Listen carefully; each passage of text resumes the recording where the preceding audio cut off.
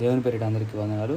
ఈరోజు మనం వాక్య ధ్యానముగా మార్కు సువార్త 14వ అధ్యాయము 26వ వచనం చూద్దాం. అంతటా వారు కీర్తన పాడి ఒలివ కొండకు వెళ్ళిరి. అప్పుడు యేసు వారిని చూచి, మీరందరూ అభ్యంతరపడెదరు. గొర్రెల కాపరిని కొట్టుదును, గొర్రెలు చెదిరిపోవునని రాయబడి ఉన్నది కదా.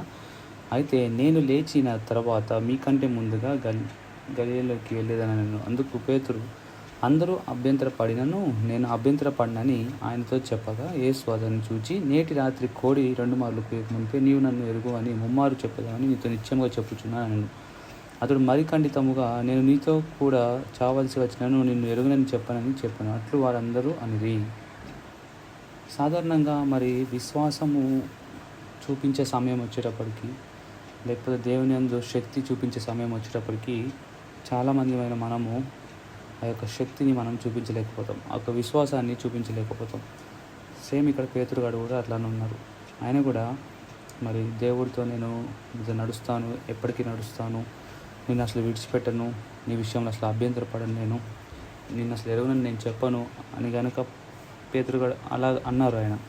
కానీ ఆ సమయం వచ్చేటప్పటికి ఆయన ఆ మాట నుంచి తొలగిపోవాల్సిన పరిస్థితి వచ్చింది. అయితే ఇదే పేతురు గారు గొప్ప సేవ చేసి ఎంతో ఆత్మను సంపాదించిన పేతురు గారుగా ఉన్నారు ఈయన. అలాగే ఆ సమయంలో యేసు ప్రభు వారు కొరకు ఈయన చివరిలో చనిపోవడం కూడా జరిగింది. సిలువను రివర్స్లో, అంటే తల కిందకి కాళ్ళు పైకి సిలువ వేయండి అని చెప్పి వేయించుకున్న వ్యక్తితను అలా చనిపోయాడు. సో ఈ విధంగా ఇంత తెగింపు ఎట్లా వచ్చిందంటే పరిశుద్ధాత్మ శక్తి ద్వారా. అలాగే ఇంకొకటి ఇక్కడ ఒకసారి ఆలోచిస్తే ఆయన స్టార్టింగ్లో ఏముందంటే, అంతటా వారు కీర్తన పాడి ఒలివ కొండకు వెళ్ళిరంట. అంటే కీర్తనలు ఎప్పుడు పాడతారు? సాధారణంగా చాలా సంతోషంగా ఉన్నప్పుడు పాడతారు. వీళ్ళు ఎందుకు ఇంత సంతోషంగా ఉన్నారంటే, యేసు ప్రభు వారు పైన మనం చూస్తే కనుక వీళ్ళతో పాటు యేసు ప్రభు వారు పస్కాను భుజించి వీళ్ళందరికీ రొట్టె ఇచ్చి ఆ యొక్క ద్రాక్షరసం కూడా యేసు ప్రభు ఇస్తారనమాట. ఇచ్చి ఇదంతా హ్యాపీ మూడ్లో ఉన్నారనమాట. హ్యాపీ మూడ్లో ఉన్న వారిని యేసు ప్రభు చూశాడు. ఎందుకంటే ఆ హ్యాపీ మూడ్లో ఉన్నవారు వీళ్ళు కీర్తన కూడా పాడుతున్నారు అనమాట. కీర్తనలు పాడుతున్నారు హ్యాపీ మూడ్లో ఉన్నవారు. తర్వాత ఎప్పుడైతే యేసు ప్రభు పట్టబడతారో ఆ తర్వాత వీళ్ళ హ్యాపీ మూడ్ అంతా చేంజ్ అయిపోతుంది. వీళ్ళు యేసు ప్రభుని ఎరగరని చెప్పేస్తారు కొంతమంది ఏమో ఇంకా యేసు ప్రభు మళ్ళీ తిరిగి రాడలే కానీ మనం వెళ్ళి చేపలు పట్టేసుకున్నామని కొంతమంది చేపలు పట్టుకోవడానికి ఎవరి పనిలో వాళ్ళు వెళ్ళిపోతారు. అప్పుడు వాళ్ళ నోట్లో నుంచి కీర్తనలు రావట్లేదు. కానీ ఎప్పుడైతే దేవుని యొక్క ఆత్మ మనతో చెప్తుంది ఏంటంటే, మీరు కీర్తనలు పాడండి, మీరు స్థుతిస్తూ ఉండండి. మీరు ఎప్పుడైతే ఇబ్బందుల్లో ఉంటారో, కష్టాల్లో ఉంటారో ఇంకెక్కువగా స్థుతించండి, ఇంకా ఎక్కువగా కీర్తనలు పాడండి. దేవుని యొక్క కృప మీ మీదకి మెండుగా దిగి వస్తుంది.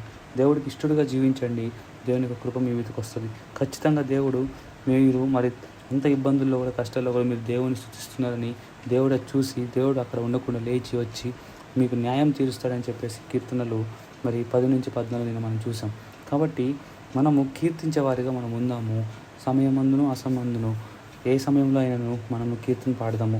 ఒంటరిగా ఉన్న సమయాల్లో, కష్టమైన సమయాల్లో, ఏమి తోచని సమయాల్లో మనం కనుక దేవుని యొక్క సహాయం తీసుకోకుండా ప్రశాంతంగా ఉండొచ్చు అని అనుకుంటే కనుక అది చాలా కష్టమైన పరిస్థితి. సాతాను గాడు మనల్ని ప్రశాంతంగా ఉండలేడు. ఏదో ఒక ఆలోచనలు తీసుకొచ్చి మనల్ని ఇబ్బంది పెడుతూ ఉంటాడు. కాబట్టి ఎప్పుడైతే మనం దుఃఖము, కష్టాలు, నష్టాలు ఉన్నప్పుడు అలాంటి సమయాల్లో కూడా దేవుడి దగ్గరికి రండి, ప్రార్థనలో గడపండి, వాక్యాలను చదవండి. అలాగే వీటన్నిటితో పాటు కీర్తనలు పాడుతూ ఉండండి.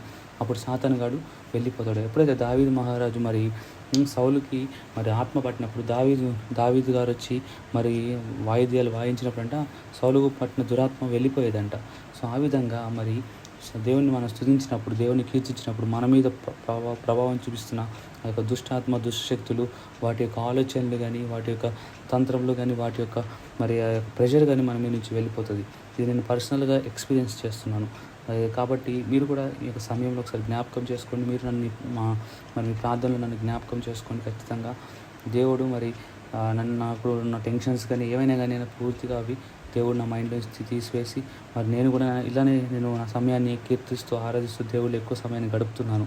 ఎందుకంటే ఈ సమయాలు ప్రతి ఒక్కరికి వస్తుంది. టెస్టింగ్ టైం అనేది ప్రతి ఒక్కరికి ఉంటుంది. ప్రతి ఒక్కరి జీవితాల్లో ఇలాంటి టెస్టింగ్ టైమ్స్ వస్తాయి. సో ఈ యొక్క ప్రతి ఒక్కరి జీవితాల్లో వస్తున్న టెస్టింగ్ టైమ్స్ని ఎదిరించాలంటే నాతో దేవుడు చెప్పిన విషయం ఏంటంటే, దేవుని కృప నిన్న మనం చదువుకున్న వాక్యంలోనే దేవుని కృప మీద నమ్మకం ఉంచాలి. రెండవదిగా ఆయన ఇంతకుముందు మన పట్ల చేసిన గొప్ప కార్యాలు ఏవైనా అవన్నీ మనం నెమరు వేసుకోవాలి. మూడవదిగా మనం ఆయన్ని కీర్తించాలి, స్తుతించాలి. సో ఇక్కడ వీళ్ళు కీర్తిస్తున్నారు, స్తుతిస్తున్నారు. యేసుప్రభు చూసి అనుకున్నాడు, ఇప్పుడు స్తుతిస్తున్నారు, మరి రేపు మరి ఇబ్బందులు, కష్టాలు వచ్చినప్పుడు వీళ్ళు స్తుతిస్తారా లేదా అన్నట్టుగా యేసుప్రభు వారు ఇలా చెప్తున్నాడు, మీరందరూ చెదరగొట్టబడతారని. అలా అనగానే వీరందరూ లేదు ప్రభు అని చెప్పి కాన్ఫిడెన్స్ చూపించారు. కానీ సమయం వచ్చినప్పుడు కాన్ఫిడెన్స్ లేదు. అలాగే మనం కూడా చాలా జాగ్రత్తగా ఉందాం. మనం కూడా దేవుని యొక్క శక్తిని పొందుకోవాలి. ఇవి మరి మామూలు సాధారణ సమయాల్లో నేను విశ్వాసం ఉంచుతా అని అనుకుంటూ ఉంటాం. కానీ సమయం వచ్చేటప్పటికి విశ్వాసం ఉంచలేకపోతాం. కాబట్టి ఒకవేళ మీరు కూడా ఇలాంటి కష్టాలు, నష్టాలు, ఇబ్బందులు, శోధనలో ఉన్నట్లయితే కనుక ఈ వాక్యాన్ని గుర్తు చేసుకోండి, దేవుని కీర్తించండి. ఇప్పుడే మీ మీ యొక్క పాటల పుస్తకం ఓపెన్ చేసి, లేకపోతే వాట్సాప్ మన ఫోన్ ఓపెన్ చేసి దాంట్లో గూగుల్ క్రోమ్లో కానీ మనం కొడితే కనుక దేవుని పాటలు వస్తాయి. చక్కగా మీ తలంపులోకి వచ్చిన మంచి పాట ఒకటి పాడుతూ ఉండండి, కీర్తనలు పాడుతూ ఉండండి. దేవుడి కార్యాలు జరిగిస్తాడు. మనకు తెలుసు పాత నిబంధనలో కీర్తనలు పాడుతున్నప్పుడు ఇజ్రాయేల్ ప్రజలు యుద్ధం చేయాల్సిన అవసరం రాకుండా దేవుడే మరి ఆకాశం నుంచి దిగి వచ్చి యుద్ధం చేసి అందరిని నాశనం చేసి వెళ్ళిపోయాడు. కాబట్టి దేవుని స్తుతించడంలో అంత గొప్ప శక్తి ఉంది. కాబట్టి మనం మన కష్ట సమయాల్లో, మరి ఒంటరి సమయాల్లో మనం ఈ కీర్తనలను మనం దేవుని ఆరాధించడాన్ని మనం అలవాటు చేసుకుందాం. దేవుని యొక్క శక్తిని పొందుకుందాం. సాతాను మీద జయం పొందుకుందాం. సాతాను యొక్క తలంపుల మీద జయం పొందుకుందాం. మరి ఖచ్చితంగా మనం కీర్తించినప్పుడు చూస్తున్న దేవుడు ఊరుకోడు. ఖచ్చితంగా మనకు న్యాయం తీరుస్తాడు. మన ఇబ్బందుల, శోధనల నుంచి బయటపడేసే రోజు త్వరలోనే రానుంది. దేవుడికి సమస్త మహిమ మహాగంధ కలుగుందాక. ఆమేన్, ఆమేన్, ఆమేన్, ఆమేన్. ప్రేమల తండ్రి, దయగలనప్పుడు నీ స్తోత్రమైనా ఈ వాక్యం ఉన్న ప్రతి ఒక్క బిడ్డని ఒకసారి జ్ఞాపకం చేసుకోండి. నీ యొక్క నేను దేవతనైనా మరి ఇబ్బందులు, కష్టాలు, నష్టాలు రాకముందునైనా మేము ఎంతో దేవతనైనా మా విశ్వాసాన్ని ప్రదర్శిస్తాం తండ్రి. అలా ఉంటాను నేను విశ్వాసం ఇలా ఉంటాను అనుకుంటాం. కానీ శోధనలు అవన్నీ వచ్చినప్పుడు నిజంగానైనా అది మేము ఆ సమయానికినైనా మేము అలా మరి విశ్వాసం చూపించాల్సిన సమయం వచ్చినప్పుడు చూపించడం చాలా కష్టతరంగా ఉంటుంది. కానీ మీ వాక్యం చెప్తుందైనా ఆ సమయాల్లో దేవుని యొక్క సహాయం కోసం కీర్తించండి, దేవుని కీర్తించండి అంటున్నారు నాయన. కాబట్టి నేను ఇదిగో నేను కీర్తనలు పాడుతున్న శిష్యులను చూసి మీరు ఇలా అన్నారు నా ప్రభు.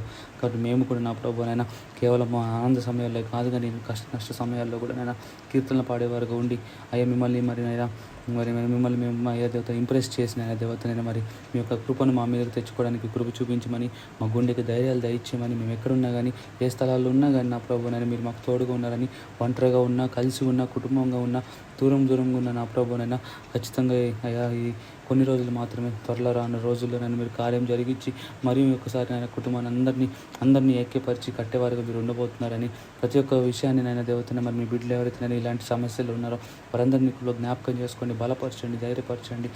దేవతనైనా మీకు కృప వారి మీద ఉంచండి అయినా, వారి నోట్లోనైనా మీ కీర్తన పెట్టండి నా ప్రభు.